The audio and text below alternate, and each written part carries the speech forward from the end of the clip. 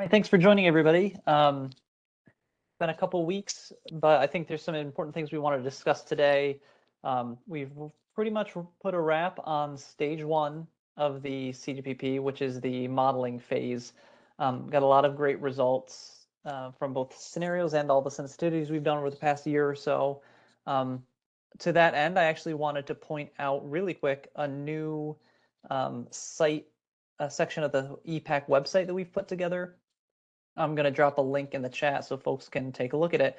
But we were able to kind of organize ourselves and get all the information and presentations that have been submitted through the EPPAC and all of the modeling results that have been presented, and organize it into a new supporting documents page that I'm dropping into the chat right now so you can all take a look.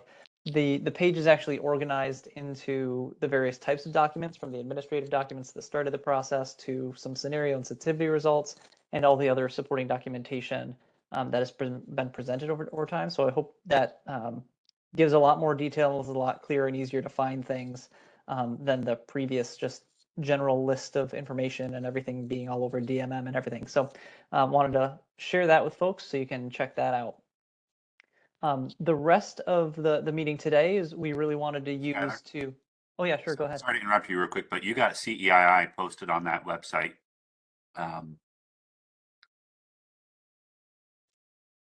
Could you say that again? You've got critical confidential information as well posted on that website that's open to the public that should not be there.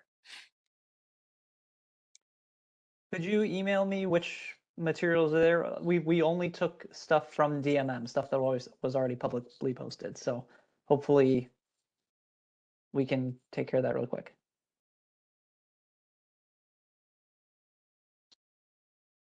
All right, thanks, Skyler.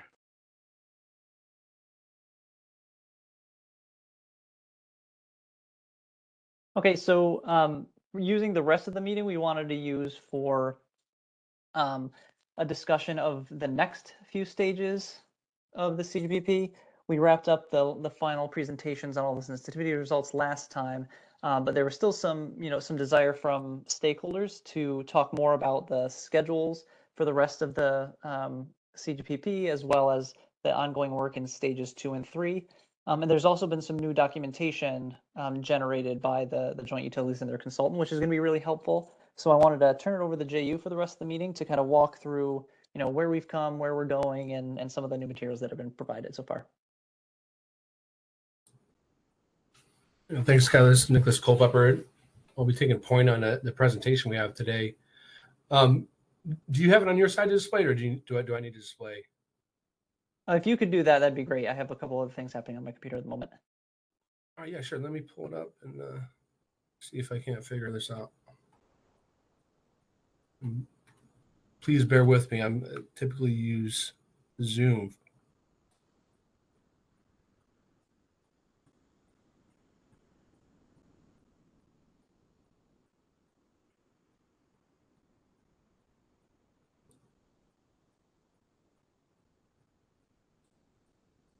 Okay. Can everyone see the screen? Yes, we can. Yes. Yep. All right, great. And then just for my own edification, let me make sure I know how to find the mute button. Okay, I think I got this. All right. Well, thanks, Skyler, for the introduction, and good afternoon, everyone. My name is Nicholas Culpepper. I'm from PSEG Long Island, and I'm going to be presenting on behalf of the utilities today. So to kick off, I'm going to go quickly over the agenda we have for this presentation. Largely, we're going to do a quick touch on the timeline from CGP stages 1 through 3. And then for the meat of it, what we'll do is we'll conduct a review of the siting methodology. And for those that recall, this is something that we presented in the middle of last year as well. We're going to go over the high-level considerations that get incorporated into that methodology and the respective sequence and process for that the same. And then we also have a slide covering some land use constraint, proximity to transmission. And finally, we'll briefly touch on siting of DER, and that's right before we'll wrap up with some Q&A. All right, so some of you may recall from previous presentations, this is the latest, I would say, updated current timeline with expectations. It's just to get everyone a quick visual for where we currently are, which are really transitioning to a full focus on stage 3 of CGP at this time. And it's good to know, as the bullet suggests down there, that the utilities expect that their overlap of stages 3 and 4, that's going to be maintained.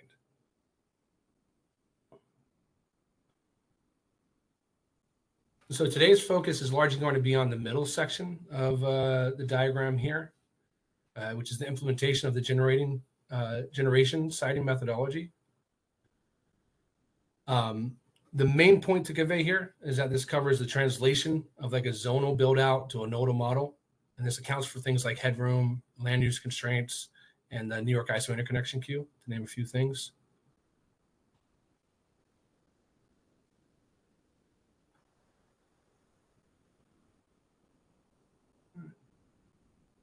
So now review the considerations for the methodology. As a reminder, we have the overarching CGP objective to determine least cost investment. And with that, it's important to note that the placement within DECs will be closely monitored, and we'll cover the consideration of DECs in more detail in the next slide. The next big one is the placement of resources identified in this CapEx scenarios that are moving forward in the CGP process. So that's namely the state scenario, high capacity, low operating defer, and that high transmission impact scenario. And then within this, we need to account for reasonable block size of generation, which may be dictated by the interconnection voltage level. And so the first reference from outside of CapEx is, of course, the New York ISO interconnection queue. And for this one, we need to take some account of feasibility into consideration. So this round, we have largely leaned on the interconnection projects at stage 6 or later. For those that are familiar with the interconnection queue reform, in later rounds of CDP, the JU plans to leverage projects that have passed like in feasibility screening and the cluster study to be representative of at least some level of credibility and feasibility associated with projects. And the next slide will continue on to the New York ISO interconnection queue and some DAC considerations. So another consideration from the New York ISO interconnection queue is to consider the general split of interconnection projects looking to connect at different voltage levels in a given zone. So the example we have here is, for instance, like in a specific zone, what we see in the queue is roughly 40% connected at 345 and 60% connected at lower voltage. The methodology aims to kind of like align with that where it makes sense. And then for considerations for defers and DACs, we're largely looking to implement the same approach for defers, with some exceptions as they pertain to the DACs. So renewables and fuel cells, those may be placed in DACs, but there will be no new combustion units that will be placed in DACs. Combustion defers may be placed at existing fossil facilities, but not more than capacity that exists today.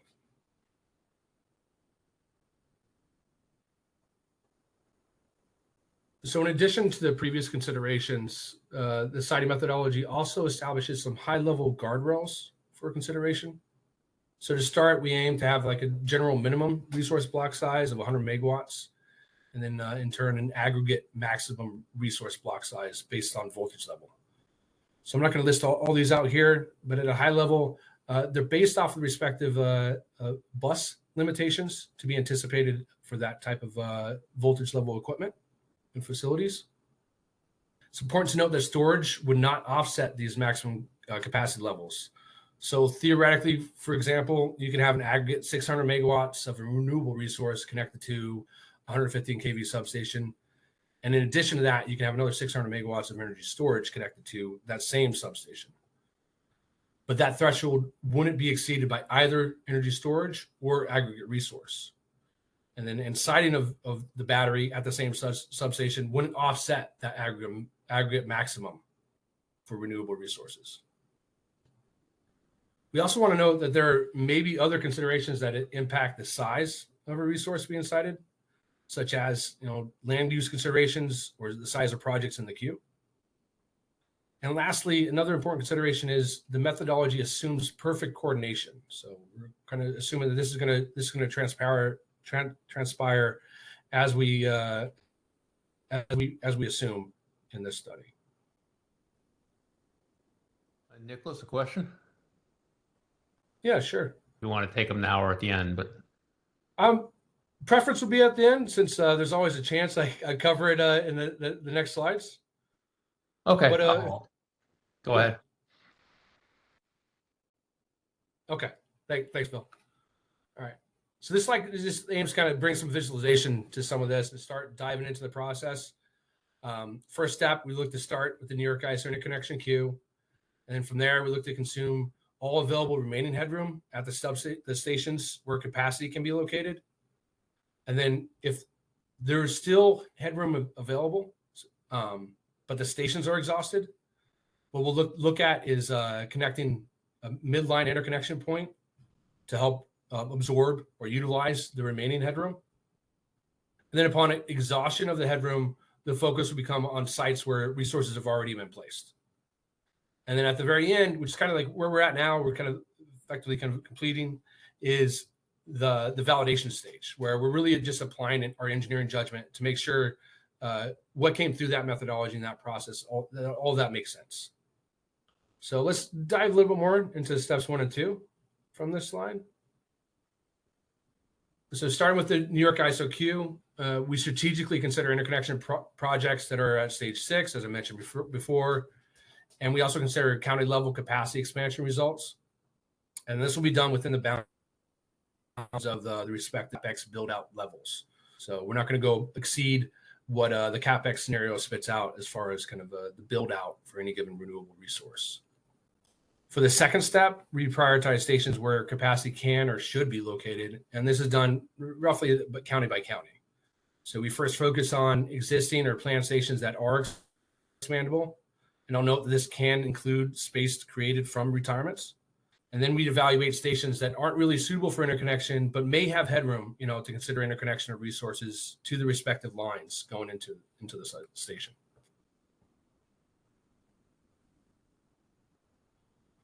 So when stations are exhausted, line locations will be assessed. And some of the things we consider is renewable capacity factor, the ability to accommodate additional capacity, locations where midline interconnections may be created, summer LT ratings, all those things will be considered. And then when the headroom is exhausted, we'll largely look to place incremental resources at sites where resources have already been placed. And again, some engineering judgment will need to be applied for like population density, flood zones, state parks, or state land. And there was a tool developed or proposed by our consultant Siemens, looking at the strength of a bus analysis, which could be leveraged to screen out areas or locations. And lastly, the process will use information and tools available to help validate these placements. And assumptions may need to change in the course of analysis of step 3 decisions. This step will look to make sure what was done aligns with the methodology and really just makes some engineering sense. Next slide, we have a little more context for the challenges and considerations that may drive midline interconnection points. So in this example, we're looking at a substation that isn't expandable, but there is land available in the vicinity. So in instances like this, the JU approach may consider bisecting lines, right? And land use constraints, restrictions, really based on NYSERDA's integration analysis, that's going to help inform this consideration. And the placement of these substations will consider the capacity of the existing lines. So we don't want to connect like a 500 megawatt resource to like line that only rated for 100 megawatts, right? So really bring it home. I want to touch back on the siting of the DER. If you recall, DER will be modeled separately, separately from both large scale renewable and behind the meter PV. The DER siting assumptions will leverage hosting capacity calculations and other tools, and this is to help inform the model. And then we'll rely on zonal scaling as necessary to bridge any gap from identified capability and what the CGP target is. So if CGP is suggesting a DER build out greater than what we identify within our hosting capacity, we'll simply scale that to bridge that gap. And this effectively concludes the slides that we have to present on today. I think some other information was shared, and I think Bill, you said you had a question, so maybe we'll start there. Sure. Thanks, Nicholas. I may have a couple, but the one that was coming to mind when I jumped in a moment ago was your comment on the energy storage and other projects not being counting separately, but both having the same limit as you're going in your 500 megawatt, I think, example.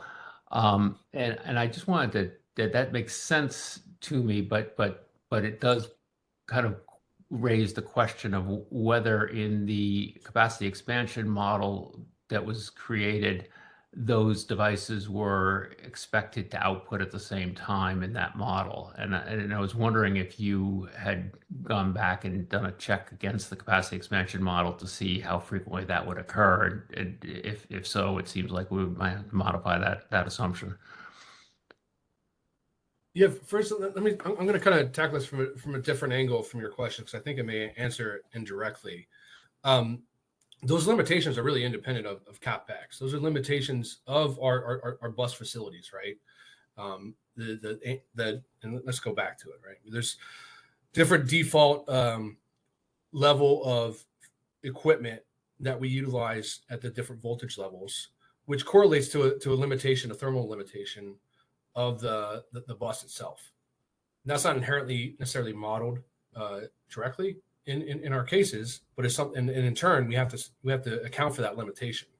So these at a high level are representative of that thermal limitation on the bus, which is really independent of anything going on in CapEx. So in other words, for 115 kV, rule of thumb, you want to look for a resource to be above 600 megawatts, because God forbid you have a contingency where you're pushing everything right through your bus, you're going to be over that thermal limit. And the same can be said of energy storage. Right. But I guess the question then becomes, if the capacity expansion model assumes that they both can provide capacity at the same time, then they both would be trying to take up that thermal limit at the same time, and that would mean we couldn't site them both on that same bus. Yeah. Okay. So yeah, that's absolutely a good point, Bill. And that's something that we'll have to account for and look at in stage 3, right? When we're looking at the needs associated with these build outs and the siting of these generation, it's important for us to consider limitations, not only on the lines, but also of our facilities. Hey, can I just, Bill, I guess is your question, are you concerned we'd put 600 megawatts of solar and 600 megawatts of storage at the same bus location? Is that what you're concerned about? And, Right, because I thought that was what you were saying. You were going to view those two thermal limits separately. correct. Yeah. So maximum aggregate amount of generation at any location. So if that happened, there would be 1,200 megawatts at that location.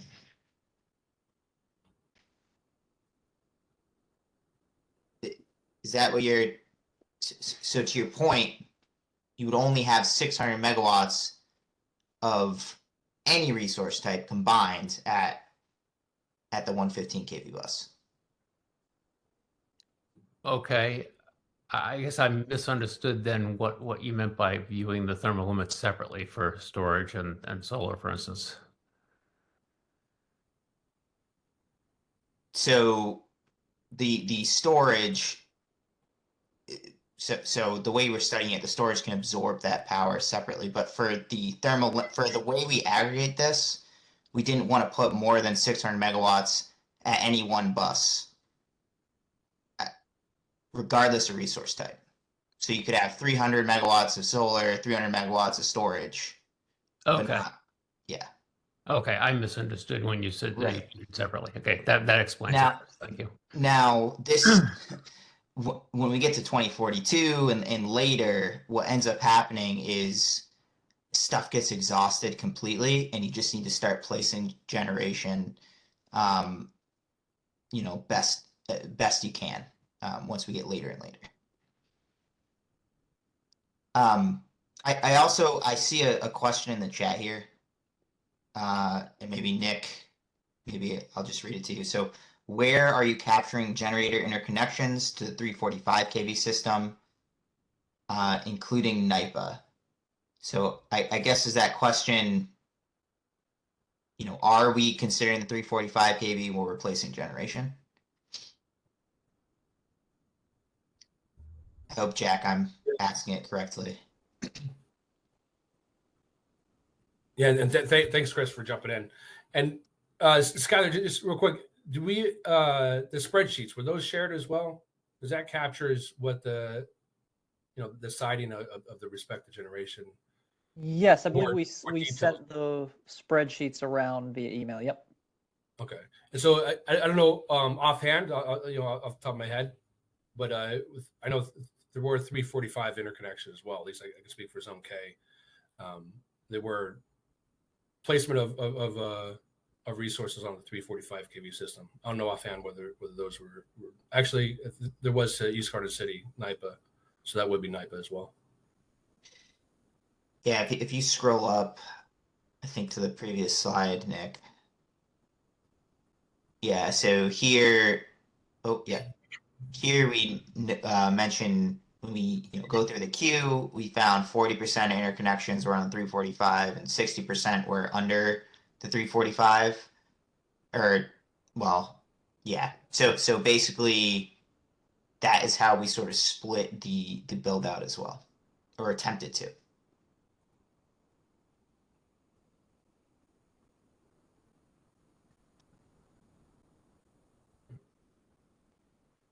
And just to mix it up, I see Ali Shadab had his hand up. Yeah, Nicholas, thank you. Can you hear me? Yes, I can hear you. Hey, thanks for the presentation. This is Shadab Ali with Nextera Transmission. I have a few questions. I think my initial question is about the process, maybe for Skylar, but then I will come to the modeling questions as well. Hey, Skylar, if you can hear me, I think I raised this question about 2 meetings ago, just the overall process and, help me to understand. So far we are done with the stage 1, which is basically, the consultant ran 10 sensitivity. We came up with the resource assumptions and different resource type, right? Now we are going to the stage 2, which is the modeling and analysis and solution development. So the order required to consider bulk transmission solution in some way in the stage 3, 4.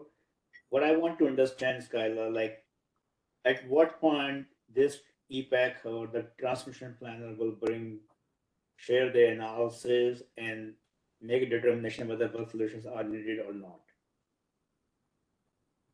Sure. I know, and this has been one of the more confusing parts of our process so far, that it hasn't been able to be as integrated as we were hoping. The model itself was not allowed to kind of expand bulk interfaces economically as part of the optimization. We kind of held those fixed, and then handing that information over to the utilities to develop local solutions based on the citing of all these resources that came out of the capacity expansion model. There's a separate workflow, though, and this is getting to answer your question.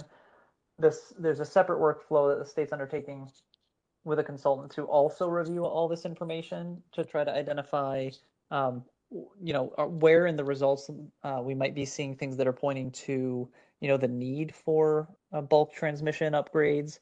And that information is something that we're going to be developing over the next few months, hopefully in sequence with this kind of stage 2 and 3 work, so that we can integrate it back into the process around stages 4 and 5.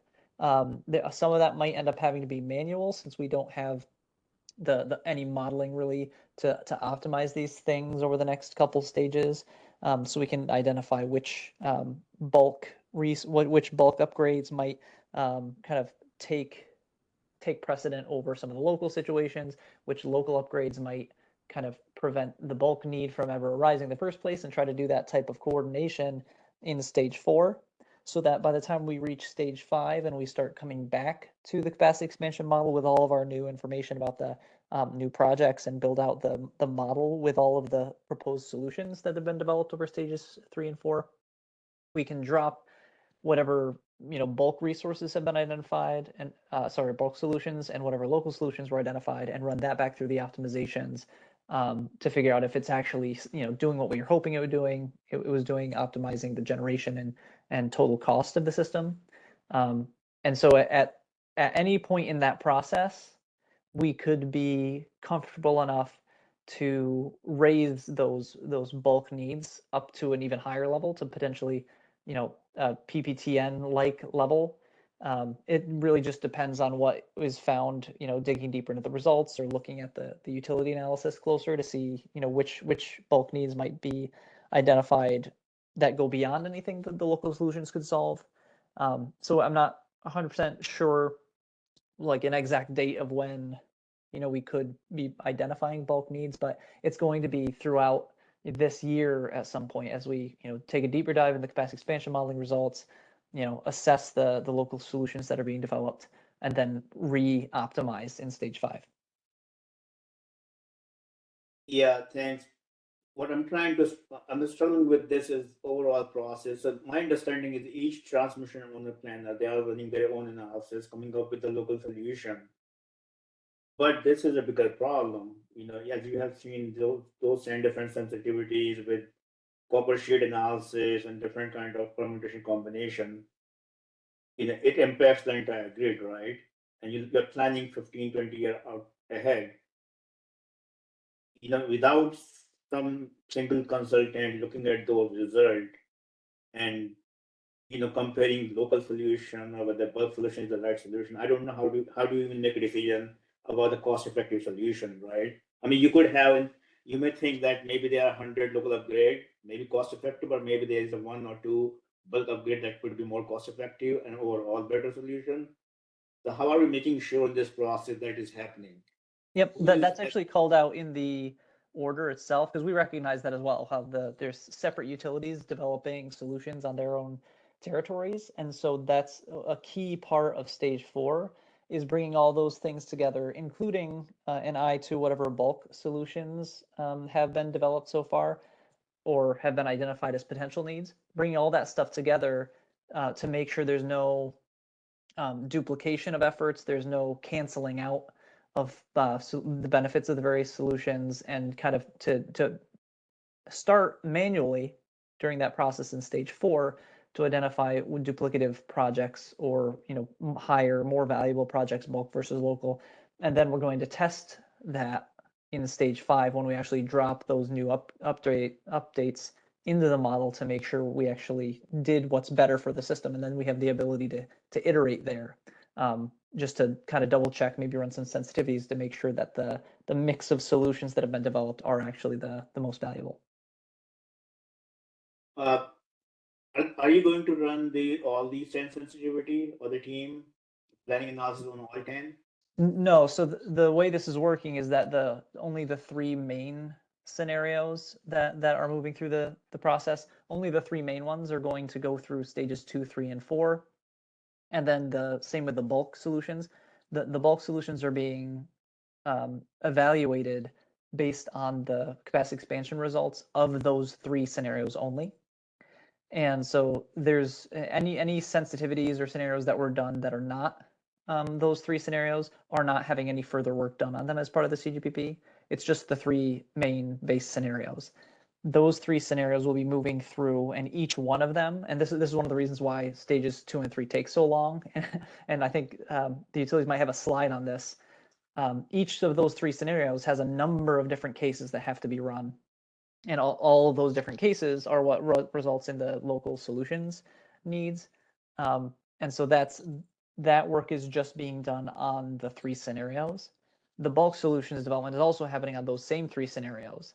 And then the aggregation of local versus bulk into stage 5, all that modeling in the capacity expansion model is only doing those 3 scenarios as well. And if we need to test the sensitivity on one of those 3 scenarios to test, whether a bulk would be better versus some local solutions or those types of things, that can be done on one of those 3 scenarios in stage 5. Okay, thank you. Maybe I missed that, but can you explain how did you pick these 3 scenarios out of 10? Okay, well, this is going back to like the beginning of the process where we generated scenarios and sensitivities. from just the aggregate assumptions. And the way we tried to do this was as a bounding analysis, where we use kind of the best available information to generate kind of a centralized case, which sometimes you hear called the state scenario, or just the scenario one of the CGPP, that uses a lot of the Climate Action Council scoping plan information to just generate kind of a central scenario. And then throughout, some discovery of information, running some scenarios and sensitivities off of that, we tried to generate a higher bound, aggregating some assumptions that would tend to increase the need for more transmission, and make that a scenario, and then try to aggregate a bunch of assumptions that would tend to reduce the amount of transmission need, and that's still kind of a lower bound, lower transmission need scenario. So we're now proceeding through the rest of the process using those three scenarios through the process, and that was kind of the whole work of stage one, was generating those scenarios. Appreciate that. Will these models be able to make available to this group, or at least to the panelists? The models or the results? The models. I don't think there's any intention of releasing the actual databases or the models themselves, but we do have all the scenario assumptions and model setup details and all the results files posted. So if you feel the need for something beyond that, you can let me know, but I don't think we had any other intention of releasing anything, especially not the models themselves. We'll appreciate that, Skylar, if you can make those models available. I mean, if at all, I think we will be able to help and maybe save some time later on. But at least to the panelists in this group, that would be great. Okay. Say Skylar, Hey, is Kate from the NISO. Just a quick comment on that, just to make sure that it's understood what would be behind this type of request. Is this the models themselves are CEII and would require that CEII request. Now, being that these models are being developed by the joint utilities, I'm not exactly sure who that would go through. But there's that we can't just pass them over without checking all the CEII data exchange boxes. Thanks. Absolutely, it makes sense. We will follow all the guidelines from the CEII request. But yeah, I agree with you. Also, on the modeling piece, will you guys be conducting the peak and light load analysis, I'm assuming, or can you talk about that? Yeah. So this is Chris Schramm. In terms of steady state testing, we're looking at summer peak, winter peak, light load, and also a shoulder load scenario, which is going to account to be about 70% of the summer peak for the 3 years, 2030, 2035, and 2042 is the years that we are running. Thank you. And do you have plan to do the transfer studies and stability run as well? There's going to be a limited stability testing, particularly in the New York City area. Statewide stability, we weren't going to do that for this initial round. As far as transfer limits, we're not going to do like a transfer analysis statewide. Yeah, I think that's where probably there's a value. I'm pretty sure you guys know transfer is so important, and especially when you're modeling this new generation. Doing the transfer analysis and understanding that will further give you a more between the local solution versus the bulk solution. So if you guys perform the transfer analysis on these scenarios and then test your local solution versus some of the bulk solution, I think that's where you will see the value of developing comprehensive solutions. Yep, thanks, Shadab. We have a long line of people with their hands up, so I'm going to move us to the next question. Thank you. Yep. And feel free to follow up by email or reach out with any other questions. Julia, you're next. Hi. Yes, this is Julia Cascarone from the New York City Mayor's Office. Quick question, and this might be something that we already landed on in the assumptions, but the DER values for New York City stood out to me. I'm not sure where those assumptions were based on. I saw it was like 750 or something. And New York City is targeting 1,000 megawatts by 2030. So I was wondering what that assumption is based on and if that's something that we kind of landed on a while ago. Just noticed it now.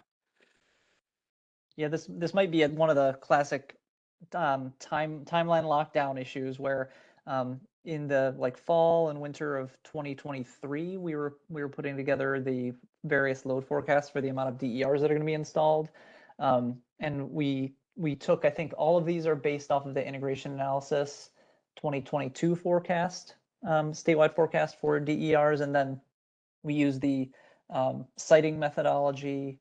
Maybe some of the Jay, you can speak to it better, but there was a kind of a methodology that was used to split that statewide forecast into the various utility territories. So that could be dropped into the capacity expansion model, but those numbers have been kind of fixed since, at least fall of 2023, and they were based off of fall 2022 numbers. So it might just be that they're lower than our new targets are, but when we're talking about DER, they can actually reduce the need for other resources to come out of the bulk system by kind of hiding that load, being a load modifier there. And so we'll have to take that into account when we're interpreting these results. And that's definitely something like, if that's something you want to comment on in the future when we are interpreting these results, and you point out that there might be, hundreds of additional megawatts of DERs coming out of the system in this area, that's something that's very helpful for us to, when we're reviewing, the various needs for bulk and transmission resources. Okay, that makes sense. So that feedback wouldn't be right now, right? We're talking about in the future. Yeah, I don't think there's period. really Okay. anything we'd be able to do now because the capacity That's fine. expansion results are based off of not having that extra, couple hundred megawatts of DERs in the New York City area. But when we get the final results, it'll be helpful to interpret, what would have happened if we had a few more 100 megawatts. But it's still helpful to hear now because maybe the folks in the utilities who are doing this assessment can kind of be thinking about that in the back of their minds, like how would these solutions that we're developing now have been a little bit different if there was another couple hundred megawatts spread out across the New York City area. So that's something we can keep in mind. Sounds good. And it's one of our metrics that's trending well, which is not true of all metrics. So thank you. Oh, excellent. That's great to know. So we're likely to get those numbers. That's good. Does just a general comment question on this? Does Zone J cover all the boroughs, or are some of them in Zone K, which could be contributing that? I don't know the answer. I do upstate mostly. I don't know if someone on Con Ed is here. Yeah, quiz on J is entire New York City. Or both. Okay, I wasn't sure if maybe there was some bleed over into Zone K. I didn't know.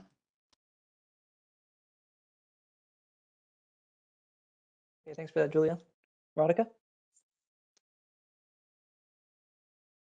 Hey, can you hear me okay? Hi, everyone. Yep. Okay, awesome. I had some modeling questions or on the methodology, but I also actually, before I get there, based on Alice's comments about the bulk and the process, I would like to add a question to that topic. One question, clarification question for you, Skylar, on the, you mentioned the bulk and going in parallel, but can you clarify if this process is triggered, it's happening, it's going to happen, and then what, when you say we'll look at bulk solutions, can you clarify solutions for what? I think it's not clear, and the docket, the order did have some prescriptions around bulk, but I would like to understand what you meant by happening. Yeah, there's not, I want to be clear, there's not a trigger for whether or not to evaluate whether there are bulk solutions. That's just work that is going to happen. That's just work that is happening now, where there is an evaluation happening to see if there's anything in the results pointing to the need for bulk solutions to then be developed. In the event that there is something in those results that are showing, maybe we should evaluate potentially an increase in the transfer capability into Zone J, for example, based on maybe the results we found in scenario 3 that showed a lot of defer and storage need potentially beyond space constraints downstate, and the only other way we can meet those is maybe through transmission. If that's something that we see, there's not necessarily a quote unquote trigger where we, pull a string and then some other process launches. That's just part of the CGPP, and we will then try to look into what magnitudes and megawatts and time frame that those types of solutions would be needed according to the results, and flow that through the stage 4 and stage 5 analysis that's happening in the CGPP. And at any point throughout this process, there is a more formal regulatory option that the Public Service Commission always has to look at those solutions, and if they rise to the level of certainty and benefit and all that type of stuff, there could be a potential trigger for something like a public policy transmission need. But everything that I was describing is just stuff that is happening as part of the CGPP. And when you say based on the results, do you mean based on the results of stage 1, the capacity expansion plan? Yes. And will this analysis be presented at the EPPAC? Because my recollection of the order was that there should be some, not necessarily like a trigger, but that consideration should be brought to EPPAC. So would you be looking at the results and then presenting the analysis, like the findings of that review? Yeah, here? I think that does seem like something that should be brought to the EPPAC. Yeah, if there's anything that comes of that. Yep. Because I think that's what the order was prescribing. I haven't reviewed it in a while, but that's my recollection of the order, that if there is some sort of like consideration to be done of like and brought at this level, EPPAC level, and doesn't require consensus, but to the extent that there is some perception or like some indication of benefits, that process would be in fact triggered. And one question I will have would be on exactly like what will be looked at, because I think we have seen over the last year or several months at least, when we saw the results of the sensitivities, there was a chart last time that was shown on hours congested for key interfaces. So that type of information would seem like appropriate for bulk level consideration, hours, congested hours, interfaces, flows, and how many hours at maximum rating. And then the other information that we have seen is the incremental headroom requirements, which are very large. So that could also be a data point for consideration of bulk. Yes. Yep. That's a good point. So I guess I think, are you saying that there will be another meeting to discuss this specifically? No, not yet. There's nothing in the pipeline at the moment. I'll have to check back to see what other additional, once we get all this stuff underway, what additional requirements the order puts on, bulk reporting.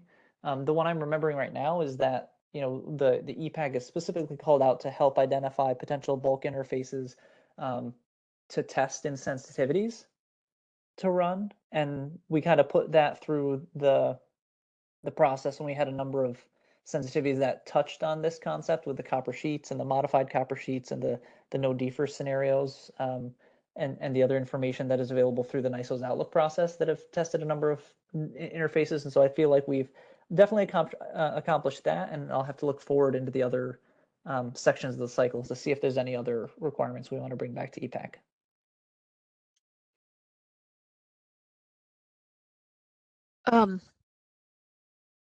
I think what might be missing, it might be something that others feel like this as well, is like, what is the conclusion? Because we have seen a lot of results, but what is the conclusion in particular on the bulk component?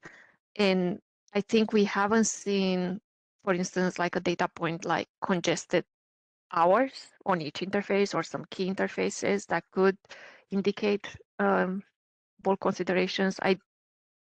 I know we have done sensitivities, including a request of AC New York on copper like sensitivities, and I think it's like what we haven't seen, or don't remember us seeing, is what the findings are. Is this bulk process being triggered? And I know you said like we shouldn't think about triggering like as a trigger, but I think this piece it hasn't been evaluated, and it was in the order to be evaluated, maybe with a final conclusion.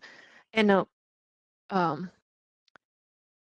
maybe one side of this question, which might getting in the territory of competitiveness and who is going to build the line, given the high incremental headroom needs that we are seeing from the initial analysis, will utilities have the opportunity to offer, like if there is a constraint, will they be able to offer solutions that are high voltage as well? I think I've asked this question before, but I'm not sure if it was responded.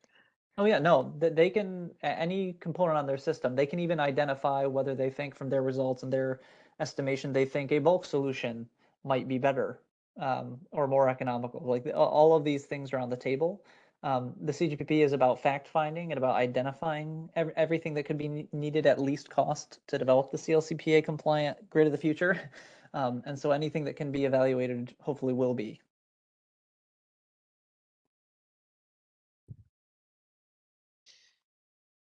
Yeah, and to add to that, at least in our system, our plan is, if our study results in, hey, there might be a bulk need here, we will note that and let the DPS know. But we won't be going into like full engineering or anything on those types of projects.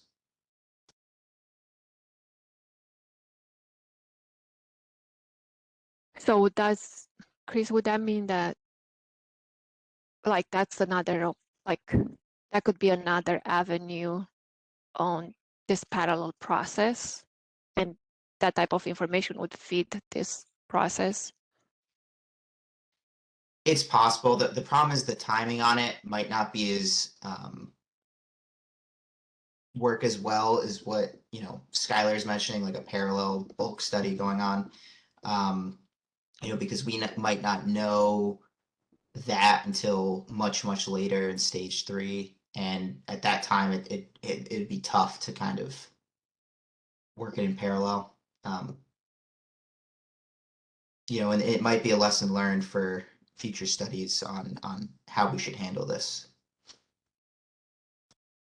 But wouldn't this be important, because at the end it's about like effectiveness and cost of the solution, and should be like, how do you reconcile this?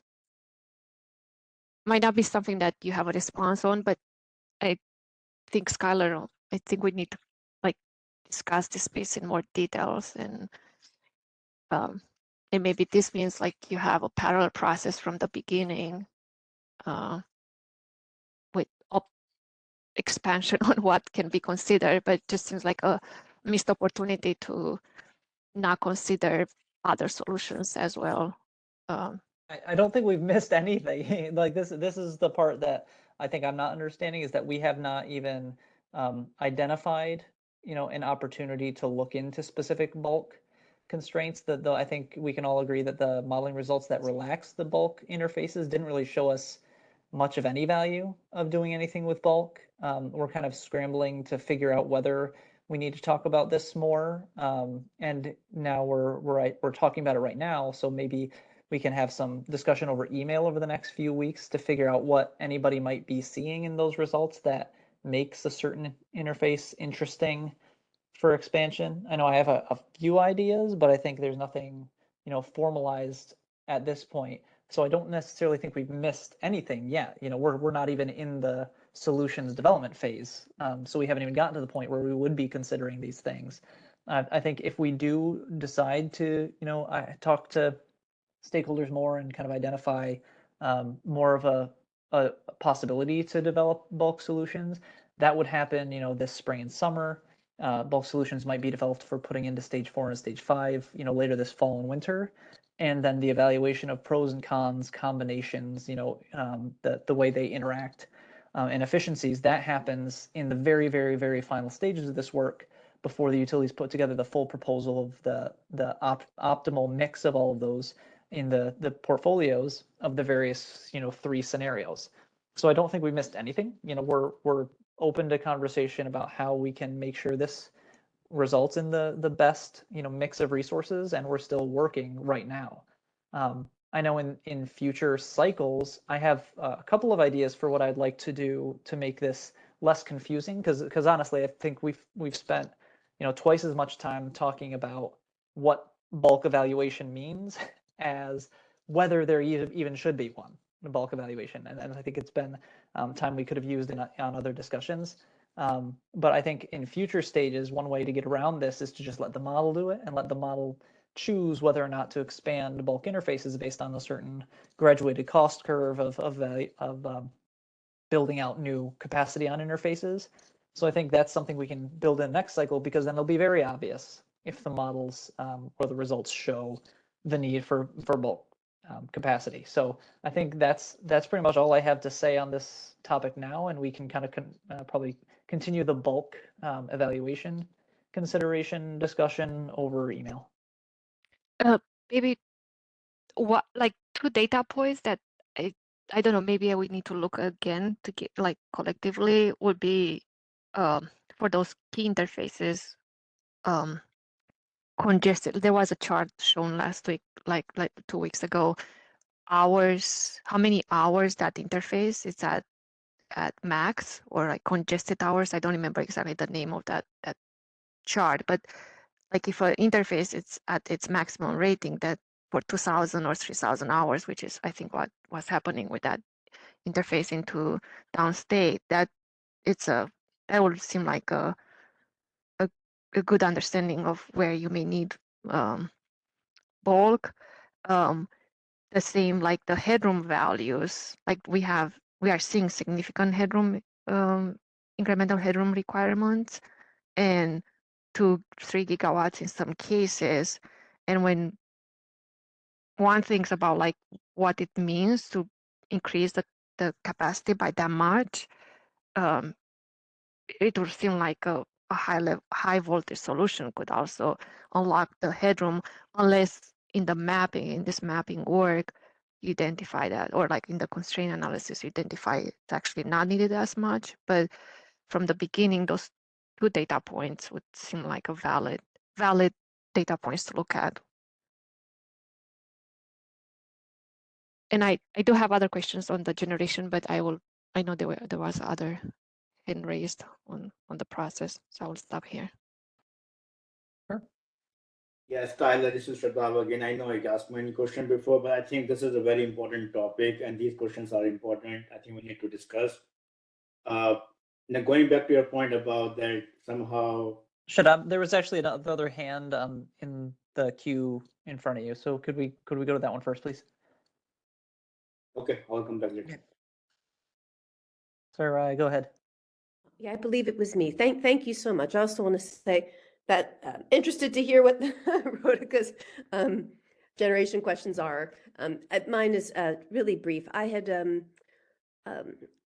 just wanted to second the sort of ask for working with DPS and also the utilities on accessing some of the data for the various sensitivities. So I just wanted to say that I would also find that very valuable, and I guess wanted to ask what would be sort of next steps on making that happen. Oh yeah, sure. So the first point is just if there's anything that you haven't looked at on the website, I'd check that out first, because we did try to post all the results. In terms of any more granular details that you think might be needed, if you have a list of the specific data points you'd like to see, you can just shoot that over to the EPPAC email, and we can work with the JU to maybe request that from a data pull in the future from maybe either their models, or if it comes to it, maybe the NISO's capacity expansion modeling. All right. Thank you very much. Yep, thanks. Hey, Shadab, go ahead. Thanks, Tyler. Yeah, I will email you my question, but the point that's not clear to me, how did we make a determination from stage one that bulk solutions are not important? Because what I'm getting sense is somehow we are treating that bulk solution as a separate process, and there are no gap in the current process. And I'm a little confused about that, Skylar, and that's why I was asking how did we select 3 scenario out of 10 sensitivities? Because if you look at all those 10 sensitivities, you know, it was telling, depending upon if you do a copper sheet, depending on what assumption you made about the defer and all those resources, I think that could drive the bulk solution. And I'm just not sure how we come up with these 3 scenario out of 10 sensitivities. And maybe I need to take a deeper look in if you can share like what resources we are assuming in these 3 scenario, because if you are assuming SMR or some future technology in zone J and K, and if they don't come to fruition, then those are not realistic assumptions, right? So I think depending upon where you are placing those resources, that could drive bulk solution. The other part is insensitive. For in stage one, you use bulk bubble and pipe model. That's not necessarily going to tell you the bulk problem. I think you will see the bulk problem need through your planning analysis when you will do the interface analysis and when you will do the detailed production cost run. That's where you will see the value. But I think my recommendation at this point is we do what we do in the planning, right? We come up, we run the analysis, we see the problems and test all the solutions, be it the bulk or be it the local solution, and then show their performance side by side. I think that will be the right way to understand what's the right solution versus treating bulk as a parallel process. So I think that would be my recommendation, but thanks for giving me the opportunity to ask questions. Thank you. Yeah, and I agree with that. I agree with that so much that it's actually part of this process in stage 5. That's exactly what we're doing. We're putting everything back in the models to test the bulk solutions next to the portfolio of local solutions, and then the intermixing of those 2 types of solutions to make sure we get to the least cost. I do take your point about it would be better to have a little bit more production cost modeling in these early stages to identify those, congested areas. So we're not just kind of pulling results from capacity expansion, because that's what we really have seen so far in all the results, even when we do the full bulk relaxation. And that's what I was referring to earlier. When we fully relax the bulk system, there is very small changes in the total mix of resources and the total quantity of resources and where they were built. And so one of the takeaways there was that the supply curve, the actual availability and type of resources that even exist in reality in New York State, is the primary constraint on our zero carbon system. The quantity and location of wind and solar resources in the state is the same regardless of our underlying assumptions of their cost, the transmission system, where the load is showing up. And so in that regard, whether we have a very constrained transmission system or a very unconstrained system, we basically build the same amount of resources in the same areas, and we just kind of move around where the defers and the storage is. And so that's what I was referring to as the model didn't really tell us much about specific interfaces that we need to look at. There's maybe if we did a little bit more digging into the capacity expansion model results, we could find out some more information about the individual interfaces and their congestion. But I hesitate to really try to look at those granular result outputs from a very not granular capacity expansion model. I don't know if I'd even trust them. So I'd much rather stick to the general kind of resource location load build out that we have seen, and compare those across the scenarios to see what changes we're really seeing and see what interfaces might be developed. I think the best thing we can do at these early stages is to rely on that granularity of information that we do have to identify those big themes and get more specific as we go. So one of the main themes that I've seen, it actually goes back to exactly what you mentioned, where in these scenarios, we do seem to rely to an extreme extent on huge amounts of defers and storage in and around New York City. To the point where one of the scenarios gets to almost 16,000 megawatts of energy storage in Zone J, with another 4,000 or 5,000 in Zone K. And these are quantities that are like absolutely massive, almost certainly go beyond the existing availability of land. And then DFERs, the DFERs that we allow to be in New York City are, hydrogen combustion, which has its own problems with hydrogen availability, pipelines, environmental, considerations, and DAC support, and fuel cells, which are very nascent technology and might be very, very expensive. So to your point, that's one of the big, I think, drivers of the potential bulk evaluation that we can come back and talk about later.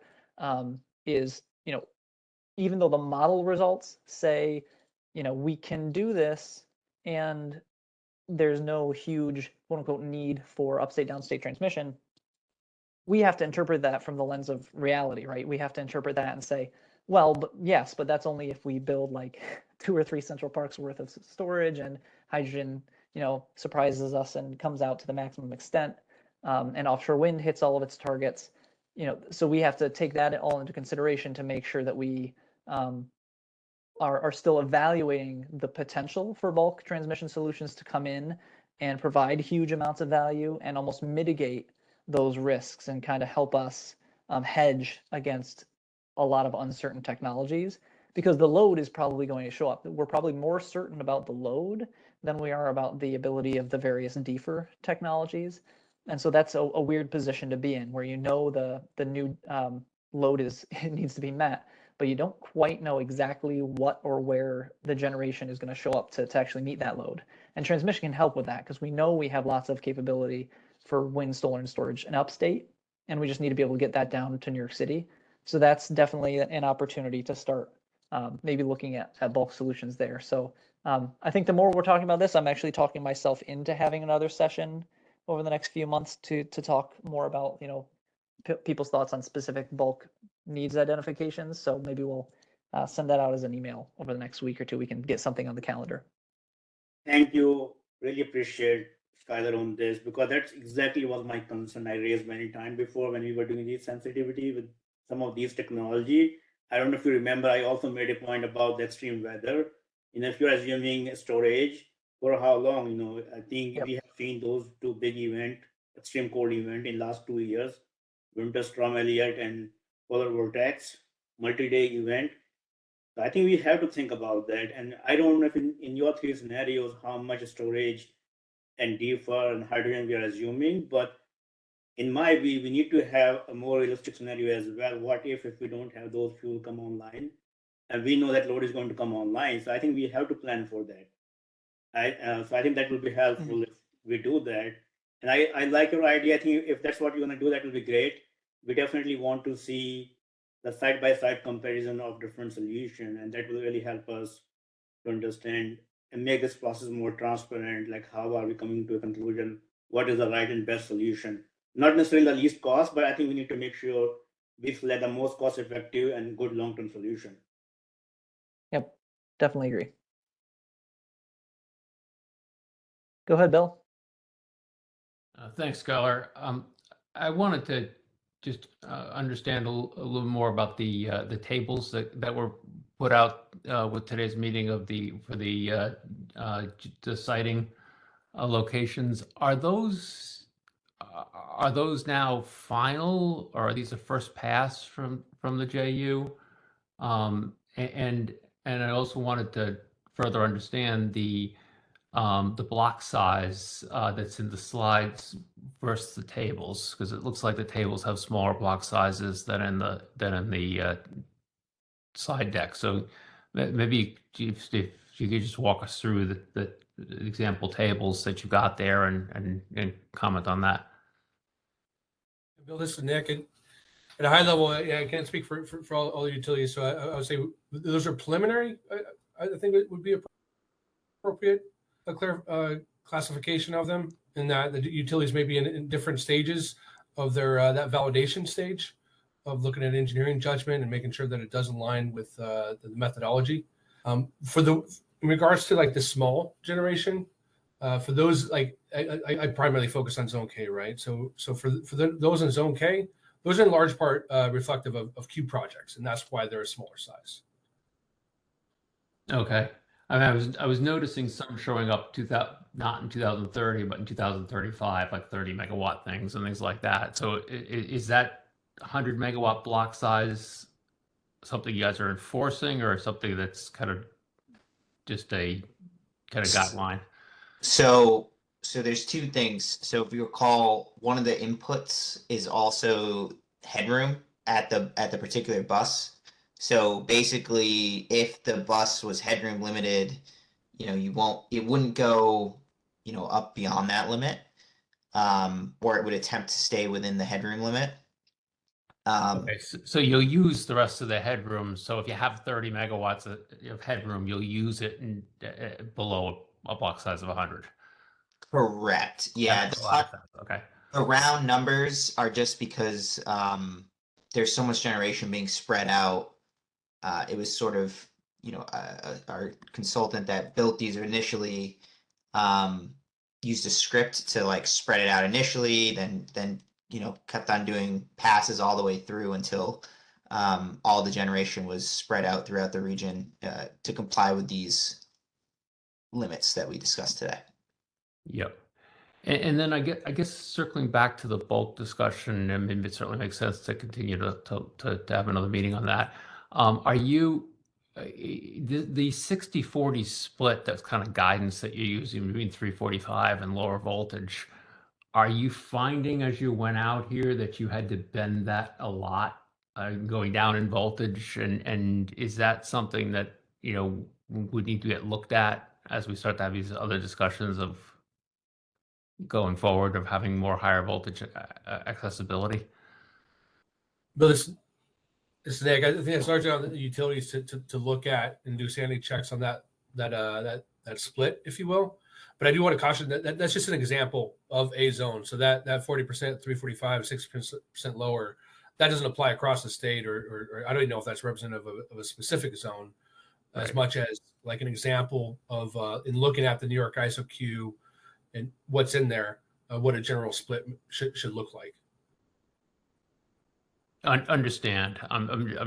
I guess maybe I'll rephrase the question. Are you finding that certain voltages are getting saturated as you went out to the 2042? And is that, I guess what I'm wondering about here, and it gets to kind of the whole new access question. That one thing that could be happening here is, if we're working off the existing ISO-Qs and existing headrooms, that we are going to be making judgment calls on the voltage interconnection that we're doing, that we might not want to preserve, as the models go further out. It sounds like we're kind of locking those in. That's what I'm trying to test on.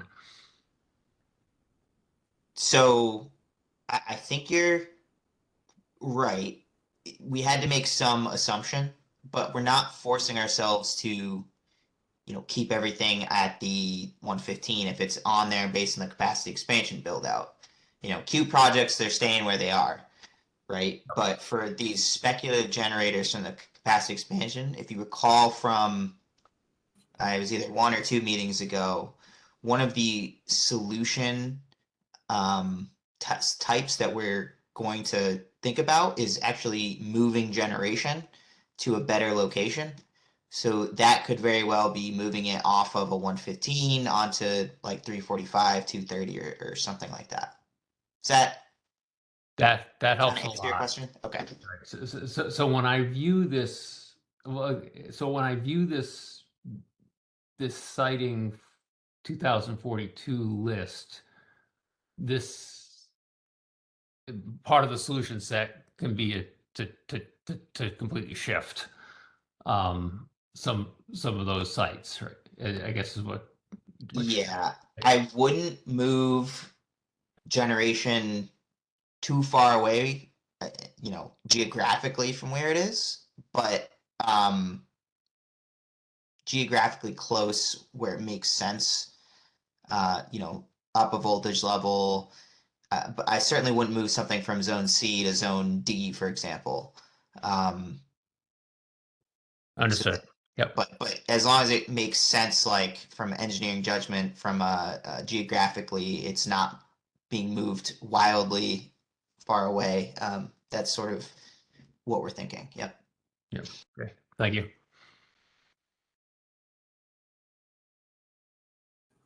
So I think Just to a- answer that one of that general questions about whether this is kind of final information, I think the answer was no. This is kind of preliminary, and I think we should all expect that this information has to change, and it will be kind of evolving over time. But yeah, just wanted to make sure we provided the information as soon as it was available, because I know a lot of folks were interested in seeing, conceptually how those loads and generations were being dropped in to the system. Radhika, you're back. Are we going to talk about generation? Yes, thank you. Let's do it. I have yes, on the file the mapping files that were shared.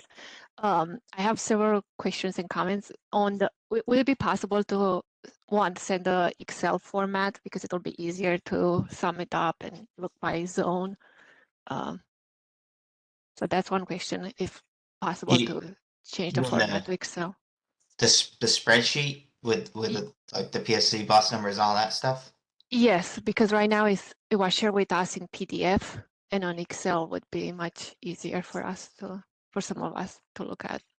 Like I'd be interested to see like the number, like sum it up by bus name or by zone, by fuel type. So it will just facilitate doing some of that review if it's in Excel. Yep, I believe we can do that. Yeah. And the way to read the file, doesn't mean like every row means a new generator being added. So they are like, for instance, for the same substation bus name, there might be different values and at least 2 or 3 rows. So in that case, just to understand the file, it means that you have added a second generator at that same bus with the nameplate capacity that is shown in that year when it's added. Maybe, I don't know if you have it open, but it would be helpful to understand how to read the file, in fact. This is Nick. I think that's more or less true, but there is one exception that I'm seeing in Zone K. The South Fork wind that's actually already in service is captured in there as an additional land-based wind or LBW. So that's actually something that exists today. So that wouldn't be on top of that wouldn't be a new wind. Okay, but in general, like this is maybe other exceptions, but I think in general, what you suggest is true. Okay. Yeah. So each. So I guess to your point, you're asking, could you just highlight the whole column and determine how much generation is in the case? Yes, and how to read the file, because I think you're saying it's everything that is in the future except maybe for the South Fork project, but also to understand how it's. I assume it's additive. Everything is additive, and if you have 2 rows with UPV, I'm looking at, for example, at need 345 kV, and I see 2 UPV plants of 125 megawatts for all years, the other one a 200 megawatt added in 2042. So I'm reading that we have 2 new generators at this substation, one 125 megawatts and the other one added in 2042 only with 200 megawatts. So just to understand how we can read the file, how we should be reading the file, because that's what I'm trying to get at. This is Nick. I think I understand what you're saying. So you're saying, like, in 2035, you see one value and that same value also in 2042. And are you asking if that's 2 separate, so that's on top of each other and you should double it? No, those are separate. So in other words, any given value in a year would be the total amount. So if you see the same value in 2042 as you did in 2035, that's not in addition to what you have in 2035. That's the same value. No, I think the question, it's not that. It's for example, I'm looking at Gardenville 230 has a 200 in 2042, and the next row is Gardenville 230 again, and it has another 200. Yes, exactly. Yeah. Mm-hmm. Yeah. Okay. I will follow up with that, and I'll give Skylar the answer, and maybe Skylar, you can Yeah, so for in that change. example, do we read it as 3 generators with 120, 200 megawatt, 200 megawatt, or yeah, I think yeah, that's I'll have to follow up and look. I believe the way that it's in the case is there'd be like one 400 megawatt UPV and then one 200 megawatt land-based wind. So okay. Yes. I think the like generators are, you know, bundled, but I'll have to follow up and I'll let you know. And then one other question, would it be, I see the bus name, but sometimes like when you have like different values, like when I scroll down the file, you have EQ0, EQ, like it's or different, it's at the same substation, however, it's a different bus name, or like whatever it's called, where you add the generator. So it'll be, would you be able to add the bus number or like the substation name so we know those generators are going at this substation versus? So the Q projects that are in here, that's just how it's modeled. They're all separate buses. So you can Oh, I see. Okay. you can look that up in the NISO queue. Just search Q, I don't know, 596 for example, and then I'll tell you the interconnection location. We talked about this, and it would be very difficult for us to go through and give like the plain English names for all of this stuff, while also doing all this other work. So we thought most people in this group could, you know, would be able to determine where these locations were based on the bus numbers and the names and the zones and things. That was sort of our hope. And for the TAP buses, we gave the from and to buses where that line is going from. So you should be able to find it, our Okay. assumed area that way, rather than Okay. us going through and giving for each one of these the actual detailed bus name.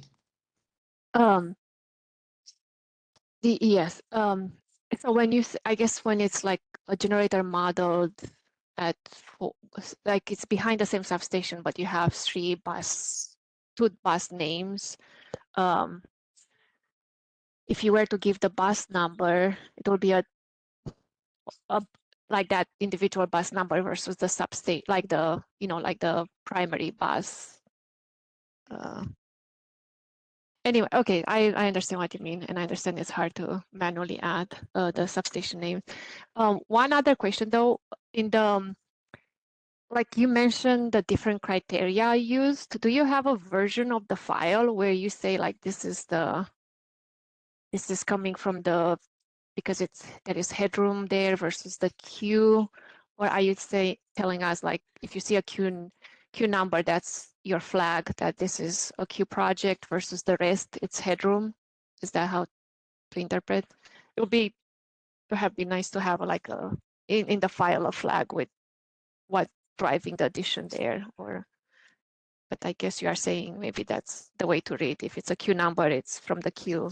Everything else is based on your headroom analysis. Yeah, that's basically it. Yes. You know, for specifics on each one of these, we'll have to reach out to our consultant for each individual placement to determine that. But generally, it should be the queue projects say queue, and the rest of them are based on headroom primarily.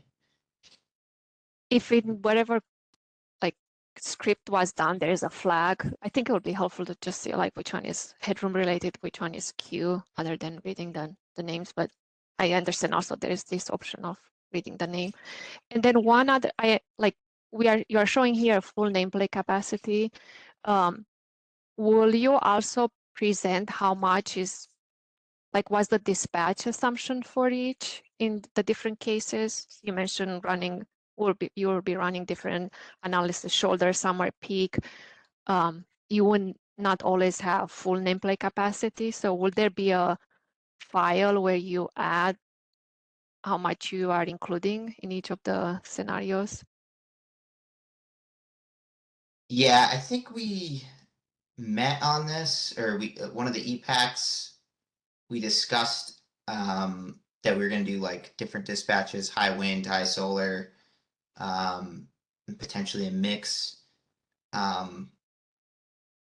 So I don't know if I was going to include, or if we were planning on including that within this sheet, but for example, Con Ed with offshore wind is going to be doing 100% offshore winds. Upstate is going to do more of a mix, with like a high wind case, a high solar case. So it is, I don't know if we're going to put it in this file, but our assumptions will be in the final report, but I suppose we can take that back and see if that's something we can we want to share at this with Yeah, this Chris, team right now. this is Nick. And also throw out there, it's probably a little early for that as well. In that, like the utilities are they already establish a process based off their local area, right, and the characteristics of these different resources to set up some guardrails for assumptions to make in the dispatch realm. But each local utility is going to be taking that back and working with in those guardrails to assess local needs. So I think it's kind of early to have a combined listing of each of those for the different cases. It may take some doing, and right now we're really trying to hit the ground running with analysis and dig in on our stage 3 work. Yeah, I we'll take it appreciate back that, and and discuss it. I'm not trying to rush. I guess at the end it would be, at the end it would be good to understand. At some point, it would be good to understand the dispatch assumptions absolutely. used, just so we have a better understanding. I think it may also help you avoid more questions later, like why it's like Fair enough. the dispatch is critical. The dispatch assumption. And maybe I think it's the last question, sir. But on the DER, I think in the past we said it will be those DERs will also be modeled as a generator, but I think now you are saying you'll be modeling as a load modifier. So has that changed, or it's like, are you modeling now as load modifiers, the DER? So I think from the beginning we were saying we are going to model them as negative loads that are separate in the case, and I believe that's been consistent all the way through. Although it's been a long process, so I might be wrong on that. But right now we're modeling it as negative loads. Go ahead. Yeah. No, I believe that's how I recall it as well. And it's good to note that we are modeling it separately, right? So we can kind of tweak it independently of the gross load. Yeah. So are you will you be changing, because the load will be different across, different the different models, shoulder, summers, and Yeah. you will be accounting for that when you modify. So the negative, it's going to be a negative load, like we said, and the way that we're dispatching it is going to be reflective of what the utility PV is at as well for that particular scenario that we're studying. And some of the original concern on how do we model DER was on the basis that at times you have backflows, in fact, from DER on the low voltage system. And the concern was if you don't model it as generators, you will not be seeing that if it's just load modifiers. But I guess you will be modifying it differently based on the load numbers and the dispatch assumption for So solar. Yeah, right. So because it's a negative load, we will see that backfeeding could overtake the load at the station for light load, for example. And how do you decide where you make those load modifications? On specifically location, electrical location, physical location side? How do you decide where do you apply DR? So I can speak for what Avangrid did, but you know, this is the solar roadmap here, right? So this was just a base assumption in, I think that, I don't recall if it was the same for all 3 scenarios or not. But basically we have the breakout for each zone, and then we took our hosting capacity maps and did like a spread out that way, based on, you know, existing hosting capacity at each of the stations, and kind of spread the DER around to meet these levels. You know, obviously, you know, we looked at the split between NYSEG and National Grid within, you know, the upstate zones, and Central Hudson and NYSEG within some of those other zones. So we did take that into account, and then we kind of spread them out based on hosting capacity that we've published at each of our distribution stations. And we excluded specific locations that had, you know, other reasons why solar wouldn't make sense there, like it's in downtown Rochester, for example, or, you know, it's in the middle of some city, right? So those were the considerations we made for that. Ed, you said that you are accounting for hosting capacity at the distribution level, so you wouldn't add more where you can add, where from a distribution standpoint, you're accounting for what's possible, I guess, before triggering upgrades, or do you assume some sort of generic upgrades at some point? Yeah, so I can't recall if we placed any over the amount, but our assumption is if it's over the hosting capacity, it would be connected by direct feeder to the bus, and then we'd have to account for something like a transformer upgrade for backfeeding that generation onto the grid. I'll have to look at the specifics if we had any instances like that. Okay. And one more question on the large scale mapping. So you are starting with the Q criteria with the more advanced projects, and then moving to the headroom. Have you looked at how the headroom additions reflect the remaining queue?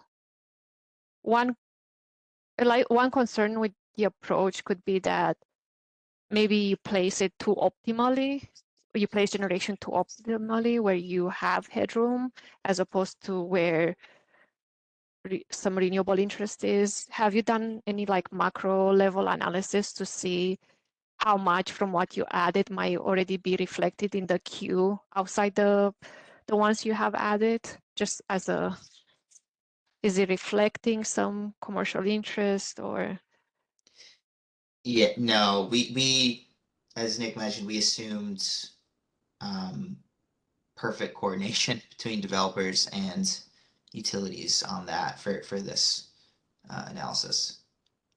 Yeah, and our aim also is really least costs. So perhaps in instances where developers see that this doesn't align with their interests, perhaps they address that through comments that we can kind of look to improve things or take into account differently in later stages or next round. Thank you. I think we'll review this more at AC New York level.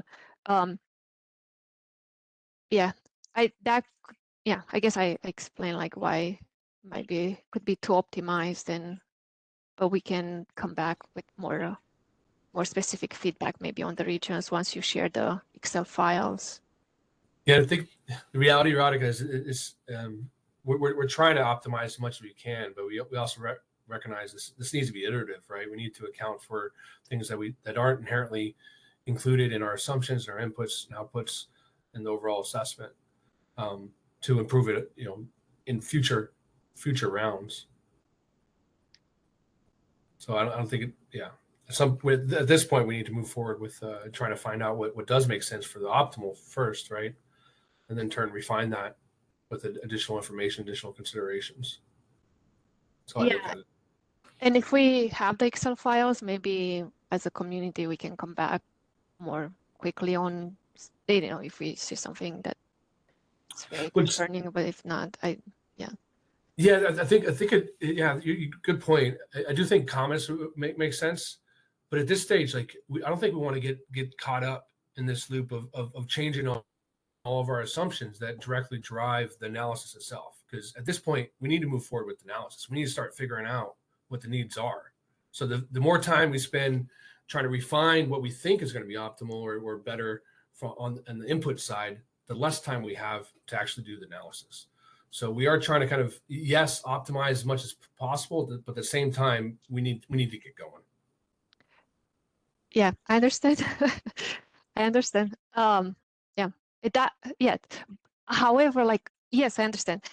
And if no feedback can be received this time around, I think this area is something of a general improvement, and it can be part of the New York ISO process as well, where you want to receive feedback on what, like from a development standpoint, would make, like we see as those areas of higher interest. And the other piece with the numbers, like fitting them so perfectly to the headroom, like it's like some sizes make more sense than others from an economic standpoint. So I don't know if this is the case today, but like maybe a 55 megawatt project would not make sense anyway. So maybe you look at the all new substation.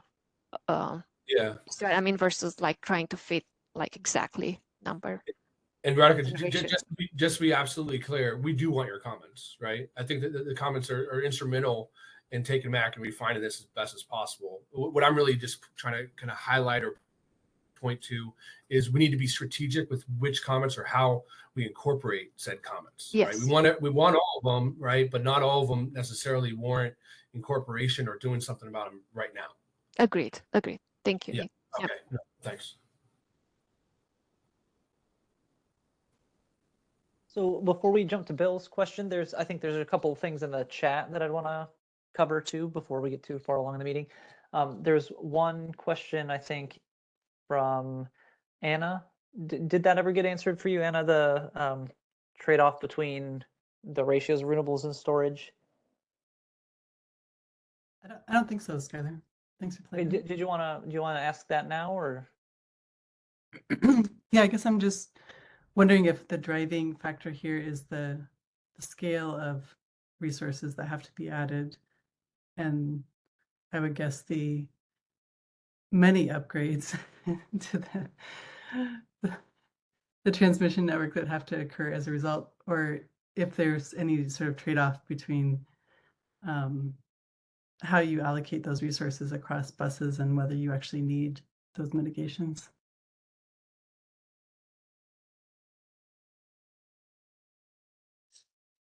I'm trying to parse what you're saying, but so I think the first thing is, yeah, the scale of generation is sort of driving a lot of these simplifying placement assumptions, right? There's a couple hundred generators that need to be placed across the state.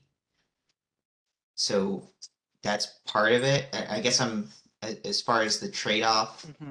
I think, Chris, maybe an example, like if we follow this siting methodology and we put like 50 megawatts of storage on these 3 different buses, and one of them shows voltage violations, theoretically maybe moving 25 megawatts of storage from one of them to the other one would solve that while not actually causing any new issues from a different bus.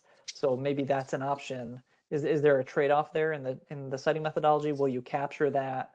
Or are we kind of going bus by bus and not necessarily looking across the system like that? So in theory, one of the solutions that we are contemplating is exactly what you're saying, being able to move generation to more optimal locations. Are we going to be able to look at every single generator in the case and determine its most optimal location? I don't think so, and I also don't think that that's what we would want to do anyway. to Radhika's point, that would be even more optimized than what we're doing right now. Okay, I thanks. think in large part it's going to come down to the limitations that we're observing, right, and where.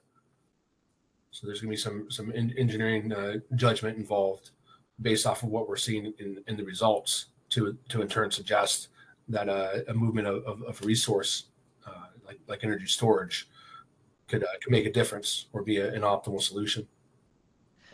Totally, and that's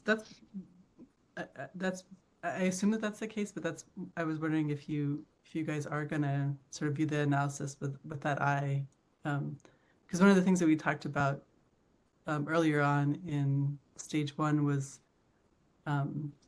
whether there are, I guess, what you might call generator mitigations that can substitute for some of these transmission upgrades. So I'm glad to hear that you guys are thinking about that too. Thank you.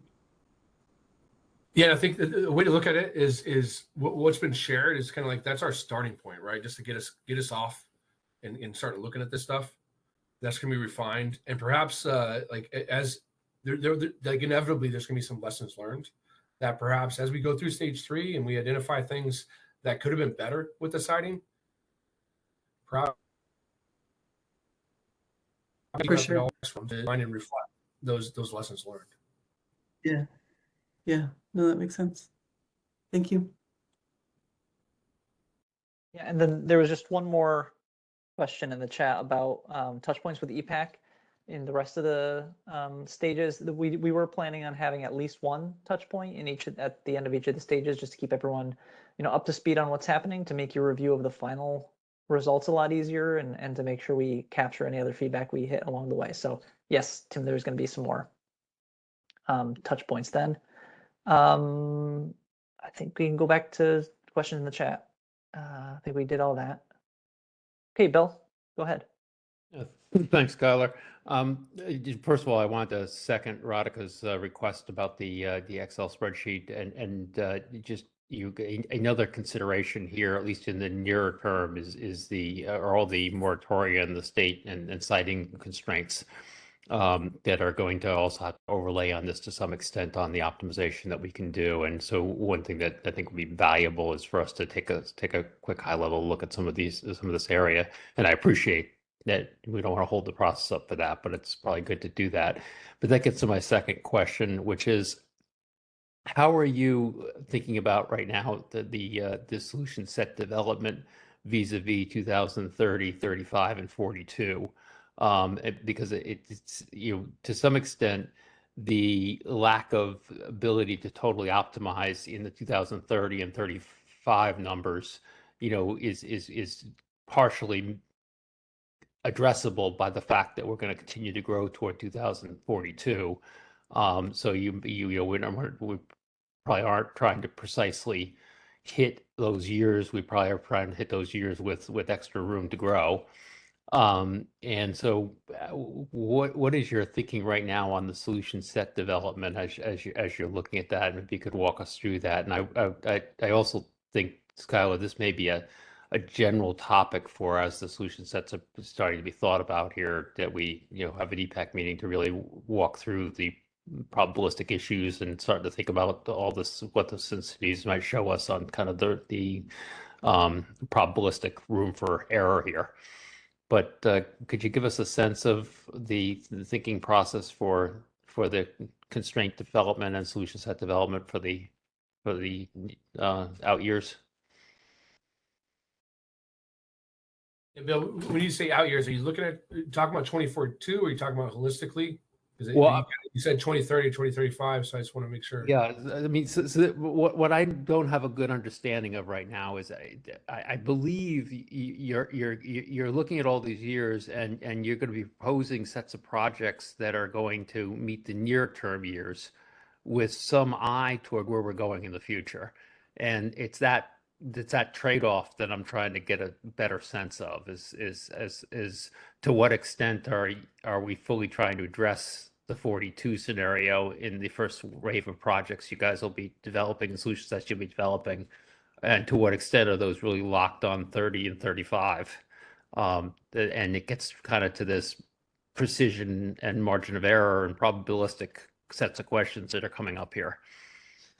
So I think it's a matter of engineering rigor. So we're going to be looking at all the needs and developing solutions to address those. But for like 2042, we're not going to go through the rigorous, engineering process we would normally go through to determine, for something you would file into like a rate case, for example, right? That's like a significant amount of additional work. For solutions that, for a 2035 solution, for example, that needs that, for example, you need like a smaller conductor in 2035, and then you need a larger one in 2042. We would take the 2042 need to the common element and engineer that all the way through, quote unquote, right sizing that piece of equipment. But we will be identifying all the needs and developing at least conceptual solutions for the whole portfolio, but go through the full engineering rigor for just the 2030 and 2035 solutions. Does that answer your question? I think so. I mean, I guess there's a lot there to kind of unpack as we think about how we build in enough flexibility with regard to the fact that our as we go further out, our projections are certainly less accurate. And so I guess that's something that I really would want to digest as we go through this further. But I think that does answer my question.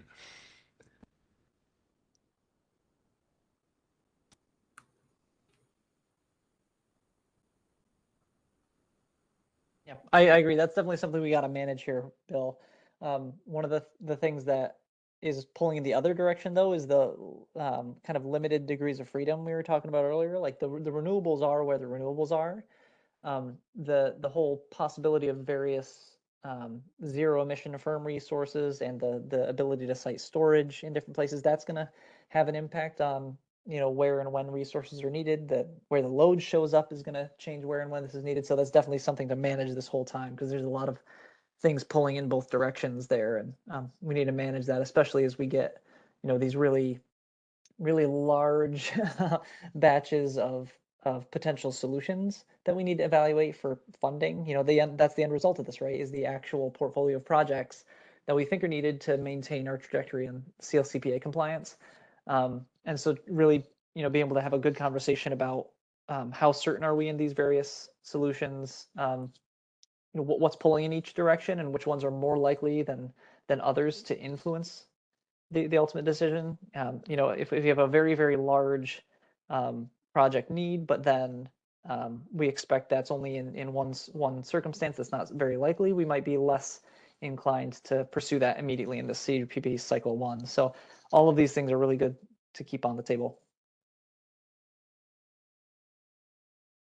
Radhika, saw your hand come up. Yes, I was trying to understand the comment that was made previously on the right sizing and your point now.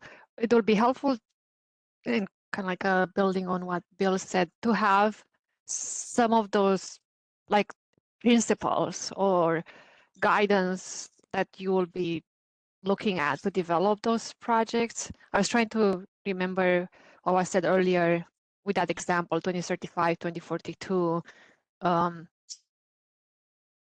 When you said right sizing, would you be going with the 2042 solution or the 2035 solution, even if you may need it? So like, can there be I agree with Bill, can there be some conceptualization of the practices, best practices that are being recommended in the process, and offer that for us to review? I'm not saying that we are, you are the planners, you are the, you have the best practices, but it will be helpful to understand how the thinking is. for solution development and what would be prioritized to avoid maybe discussions later on and to build more consensus perhaps also in what is going to be done. Yeah, we can take that back and think about it because that might be something good to include in the final filing as well. Thank you.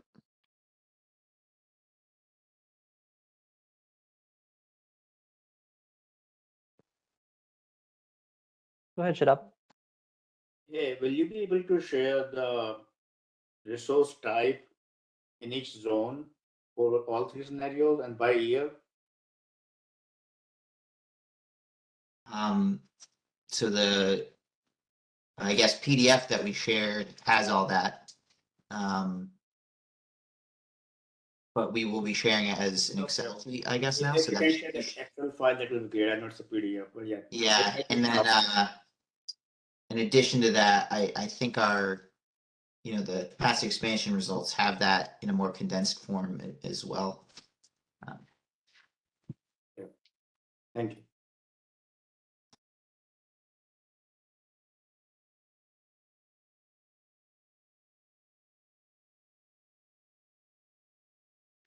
All right. Well, that was a great discussion. I think we made a lot of headway on a lot of topics, some that we weren't even really planning on covering today, but I think we made a lot of progress.